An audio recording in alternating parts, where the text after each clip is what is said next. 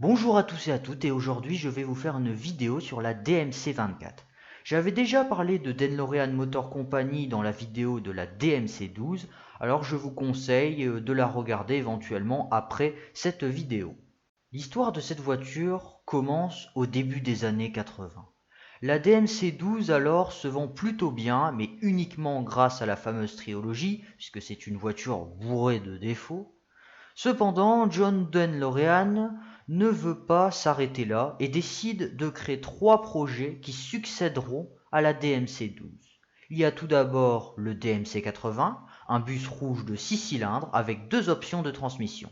Il devait être produit et fabriqué en Amérique. Le deuxième projet, c'est le DMC-44 qui est un quad off-road, c'est-à-dire un véhicule qui peut rouler hors de la route. Et enfin, la DMC-24 qui devait succéder directement à la DMC-12. La DMC-24 devait être une voiture sportive et futuriste, tout comme la DMC-12.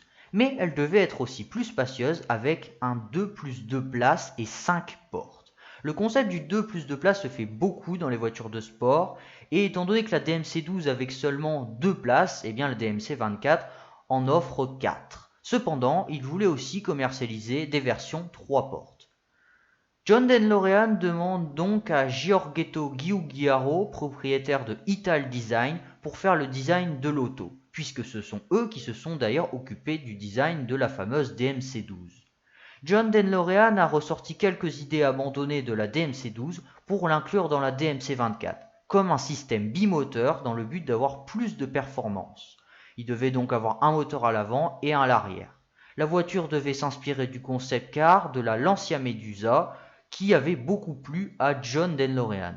La DMC-24 se devait aussi innovante, notamment avec son CX de 0,24 qui est très impressionnant à l'époque. DeLorean décide aussi de garder les porte-papillons et d'utiliser les enjoliveurs de la DMC-12. La voiture devait être performante, économique et sécuritaire, avec des appuis-têtes et des airbags. La voiture devait avoir un capot s'ouvrant de l'avant, ainsi que des portes automatiques et des vitres en verre trempé. On pouvait ajuster ses sièges automatiquement, il y avait aussi le dégivrage automatique des rétroviseurs, et la DMC-24 devait avoir des phares pop-up.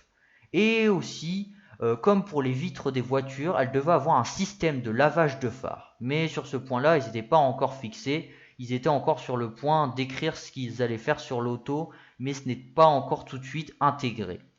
Il devait quand même y avoir un intérieur cuir, un frigo intégré et un téléphone. DMC décida aussi, comme pour la DMC-12, de s'équiper d'équipements venant de d'autres marques, comme pour le moteur un V6 de 2,85 litres de Renault, et des boîtes automatiques et manuelles qui sont également de Renault, ainsi qu'un système de détectage d'obstacles de recul emprunté chez BMW. Elle fut aussi équipée d'un régulateur de vitesse et d'un ordinateur de bord. Ital Design finissent alors par finir le premier prototype et le présente devant DeLorean. La voiture mesure alors 4,62 mètres de long, 1,87 mètres de large et 1,30 m de haut. Sauf que DMC n'a plus un sou pour continuer le projet et John DeLorean est obligé de tout abandonner. Du coup, Ital Design se retrouve avec un prototype abandonné. Quelque temps après, Lamborghini demande à Ital Design une voiture pour leur prochain modèle, qui doit succéder à la Lamborghini Espada. Ital Design décide alors de réutiliser la DMC-24 pour la présenter devant Lamborghini. Elle fut alors nommée Lamborghini Marco Polo, et c'était une voiture 5 portes équipée d'un V12. Elle fut alors présentée le 3 décembre 1982 au Salon automobile de Bologne. Mais la voiture n'arrive pas à faire convaincre Ferruccio Lamborghini et au final, elle ne sera pas commercialisée. Par contre, elle servira pour des études dans l'aérodynamique puisque son CX est très bon. Au final, c'est plutôt logique qu'elle ne soit pas commercialisée chez Lamborghini, puisque c'était une voiture déjà destinée à DeLorean, et c'est un peu comme la Porsche 924 qui était à la base destinée à Volkswagen, qui est d'ailleurs cette voiture qui a du mal à séduire le public habituel de chez Porsche. Et actuellement, j'ignore ce que ce prototype est devenu. Mais sa sosie, la Lancia Medusa, est actuellement conservée dans un musée.